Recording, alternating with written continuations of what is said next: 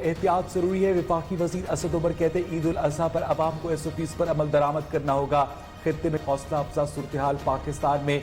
वजीर आला खैबर पख्तूनख्वा ने कहा कि हुकूमती इक़दाम अवाम के मफाद में है। SOPs जाने बचाने के लिए हैं। NCOC के इजलास में ईद उल अजहा मवेशी मंडियों से मुतालिका उमूर पर गौर।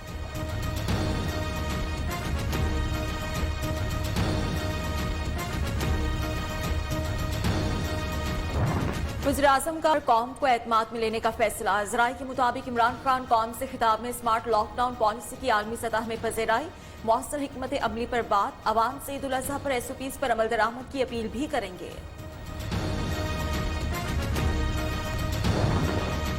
पंजाब हुकूमत का ईद से पहले लॉकडाउन का फैसला ताजरों ने मुस्तरद कर दिया। अजमल बलूच सदर ऑल पाकिस्तान अंजुमन ताजरान का कहना है कि ईद से पहले 3 रोज के लिए लॉकडाउन को किसी सूरत तस्लीम नहीं करेंगे। अगर लॉकडाउन किया गया तो जबरदस्ती दुकानें खोल लेंगे।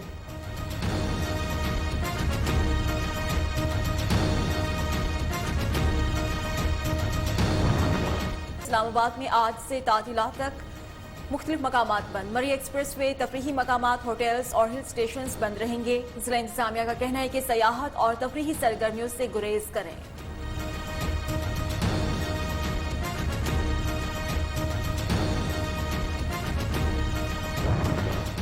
वज़ीर आज़म की स्मार्ट लॉकडाउन की पॉलिसी कामयाब रही। वज़ीर आला पंजाब उस्मान बुज़दार का कहना है कि स्मार्ट लॉकडाउन की मुखालफत करने वालों को अपने गिरेबान में झांकना चाहिए। ईद उल अजहा पर भी SOPs पर अमल दरामद यकीनी बनाना होगा।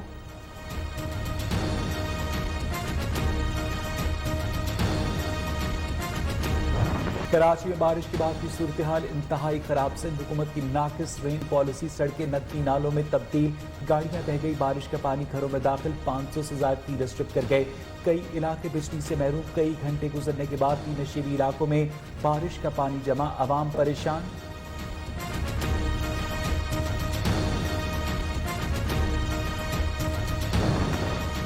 कराची में आज भी बादल बरसेंगे। महकमा मौसमियात की पेशगोई। लाहौर समेत पंजाब में तेज हवाओं और गरज चमक के साथ बारिश मुतवक्के।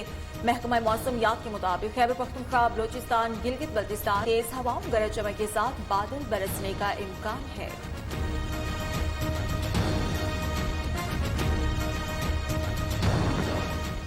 पीपल्स पार्टी बरसों से पाकिस्तान को मुआशी तौर पर नुकसान पहुंचाने के लिए कोशिश है। वफाकी वजीर अली जैदी का कहने के लगता है पीपल्स पार्टी कराची से बदला ले रही है। जब तक पाकिस्तान ऐसे मुजरिमों से खुद को नहीं छुड़वा लेगा तब तक असल सलाहियत का इदराक नहीं कर सकेंगे।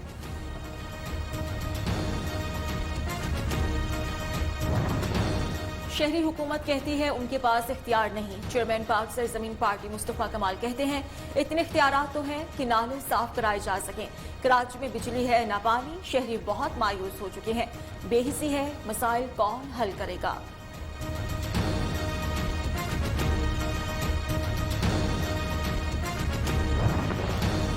FATF, नेशनल सिक्योरिटी और NAB से मुतालिका मुसव्वदे ऑपोजिशन को भिजवा दिए गए। वज़ीर ख़ारजा शाह महमूद कुरैशी कहते हैं उम्मीद है ऑपोजिशन हुकूमत के साथ मिल बैठकर बातचीत करेगी।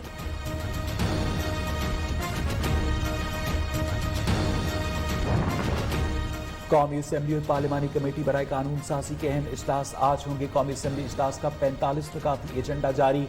ऑपोजिशन नैब कानून में मर्जी की तरामीम करवाने की कोशिश करेगी।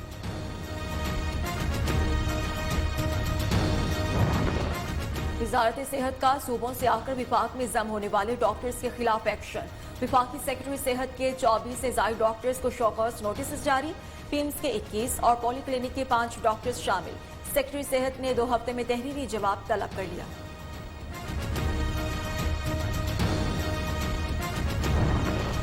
अमरीकी नुमाइंदे खुसूसी बराए अफगानिस्तान आइंदा हफ्ते पाकिस्तान का दौरा करेंगे।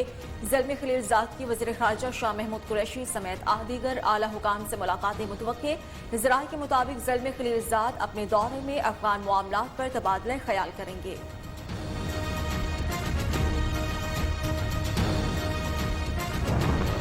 सऊदी अरब के मुख्तलिफ शहरों से आज़मीन हज मक्का मुकरमा पहुंचने लगे। मिना, मुज़दलिफ़ा और अरफात में तमाम मसाजिद में सफाई और जरासीम कुश स्प्रे का काम मुकम्मल।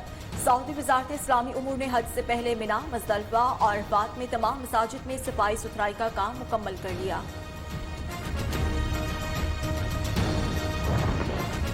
لاک ڈاؤن سے کاروبار متاثر، پاک افغان سرحدی شہر چمن میں 4 ماہ سے ہزاروں مزدور بے روزگار۔ گوادر بندرگاہ سے پہلی بار افغانستان کے لیے تجارتی سامان کی ترسیل شروع، افغان ٹرانزٹ ٹریڈ کے سامان کی پہلی کھیپ بذریعہ سڑک گوادر پورٹ سے افغانستان روانہ۔ پورٹ حکام کے مطابق افغان ٹرانزٹ ٹریڈ کا سامان 15 ٹریلرز پر مشتمل ہے۔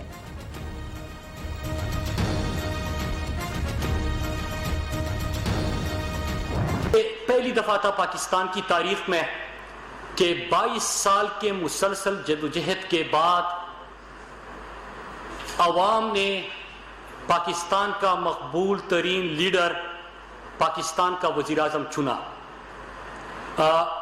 اس پہ بات کرنے سے پہلے میں اپنی پوری قوم کو جو دیکھ رہے ہیں ان کو بتاؤں کہ جس طرح کے خطے میں اس وقت کرونا کے وبا کے مقابلے میں پاکستان بہتر جا رہا ہے اور اس پہ قابو کی طرف ہم جا رہے ہیں، تو عید الاضحیٰ کے موقع پر میں سب سے گزارش کرتا ہوں کہ جس طرح NCOC میں بہترین کام ہوا، تو جو SUPs جاری کیے گئے ہیں اس عید پر بھی آپ نے ان کے اوپر عمل درآمد کرنا ہے، تاکہ جس طرح ہم نے پوری دنیا اس وقت مثال دے رہی ہے کہ جو بہترین اکانومیز تھی، بہترین ہیلتھ نظام تھا، وہ کس طرح اس کے سامنے بے بس دکھائی دیا، اور ہم سب نے مل کر کس طرح اس کا مقابلہ کیا، تو اس SOPs پہ ہم نے عمل کرنا ہے۔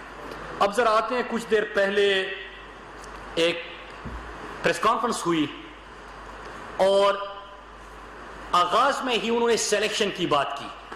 اب یہ بات کون کر رہا تھا؟ میں بھی آپ کو دکھاؤں گا کہ کس طرح موصوف نے ایک پرچی کو بنیاد بنا کر اپنی سیاست کا آغاز کیا۔ اب جس کی سیاست کا آغاز پرچی سے ہوا ہو وہ جمہوریت کو کیا جانے، اور چونکہ ان کی تعلیم بھی پاکستان سے باہر ہے، کیونکہ قوم کے پیسے پہ اگر صحیح معنوں میں احتساب ہو، میں ہمیشہ کہتا ہوں تو آکسفورڈ کی فیس بھی واپس ادا کرنا پڑے گی، تو اگر صحیح معنوں میں احتساب اس ملک کے اندر ہو تو آپ دیکھ لیں گے کہ ان کو اپنی فیس بھی واپس ادا کرنا پڑے گی۔ لیکن اس سے ایک اور نقصان بھی ہو رہا ہے کہ ان کو پاکستان کی تاریخ کا علم ہی نہیں ہے۔ میں چند حقائق آپ کے سامنے رکھوں گا۔ سب سے پہلے آپ کو یاد ہوگا کہ پیپلز پارٹی جس کی بنیاد ذوالفقار علی بھٹو نے رکھی تھی، یہ تو خیر بھٹو کی پارٹی رہی نہیں، یہ تو زرداری نے اور فرزند زرداری نے ایک مخصوص علاقے کی جماعت اس کو بنا کے رکھ دیا ہے۔ لیکن ان کی سیاست کا آغاز کیسے ہوا تھا؟ آپ کو یاد ہوگا سکندر مرزا کو لکھ کے گئے خط کا اور کس طرح وہ تعریفیں ہوئی تھی۔ ان کو تاریخ کا علم نہیں ہے، میں وہ خط پڑھ کے سنانے کی بجائے میڈیا کے اوپر چھوڑ دیتا ہوں کہ جب ان کی پریس کانفرنس دکھائی جائے تو اس وقت گزارش ہی کر سکتا ہوں کہ اگر اس خط کا بھی قوم کو پتا چلے کہ کس انداز سے تعریفیں ہو رہی ہے، کون کس کو ڈیڈی کہتا تھا۔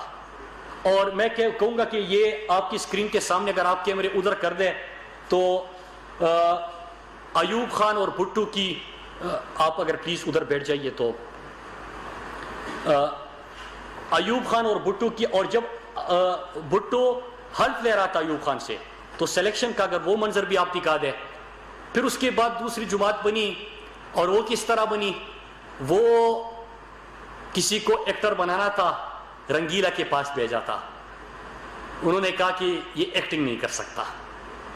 پھر سوچا کرکٹر بن جائے گا، جم خانہ بھیج دیا، لیکن وہ اپنے ساتھ امپائر لے کے جاتا تھا تو کھیل لیتا، امپائر اپنا نہ ہوتا تو پھر نہیں کھیل پاتا، لہٰذا ایکٹنگ میں بھی ناکام، اس کے ساتھ ساتھ کرکٹر بننے میں بھی ناکام۔ اور پھر اس کے بعد جنرل ضیاء الحق، جنرل جیلانی، آپ کو پوری کہانی پتہ ہے کہ کس طرح ان کی کوکھ سے اس کی سیاست نے جنم لیا۔ پھر انٹرنیشنلائز ایشو، جو انڈیا کہتا تھا کہ ہمارا اندرونی مسئلہ ہے، وہ انٹرنیشنلائز ہو جاتا ہے۔ پھر اس کے بعد کلبھوشن کے حوالے سے بات کی۔ میں سوال پوچھتا ہوں کہ ICJ میں کون نے وہ جوریڈکشن جو ہے وہ تسلیم کی؟ ویانا کنونشن کی کس نے بات کی؟ کون شرماتا تھا کلبھوشن کا نام لینے کے لیے؟ کس کا ویڈیو بیان اور کس کے سٹیٹمنٹ کو ICJ میں پاکستان کے خلاف چلایا گیا؟ یہ ہم نہیں ہے، اپوزیشن میں جو بیٹھے لوگ ہیں۔ لیکن آج اگر پاکستان کوئی بہتری کے لیے کام کر رہے اور پارلیمنٹ میں پوری بریفنگ دی گئی تو آپ اس کے اوپر سیاست کرتے ہیں؟ آپ کو دکھ اس چیز کا ہے کہ آج کشمیر پوری دنیا میں ایک بہت بڑا ایشو بن کے کیوں سامنے آیا؟ آپ کو دکھ اس چیز کا ہے کہ انڈیا اور مودی کی پالیسیز کی وجہ سے کس طرح اس کو بے نقاب کیا گیا۔ دکھ اس چیز کا ہے کہ آج اسلام کا پاکستان کا کشمیر کا سفیر بن کے اقوام متحدہ میں عمران خان جاتے ہیں تو پوری دنیا ان کی آواز سنتی ہے۔ اس کے اوپر کوئی بات نہیں، اپنی ہی کرتوتوں کے حوالے سے بات کرنے، ICJ میں بیان آپ کا پاکستان کے خلاف چلایا جاتا ہے۔